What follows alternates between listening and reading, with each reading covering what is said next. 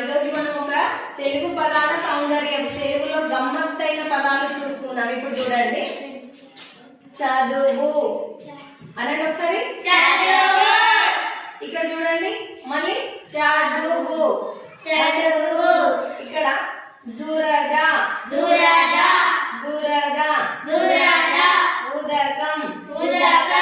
ఉదకం, ఇక్కడ రెండు కంచము, చక్కెర, మురళి. చదువు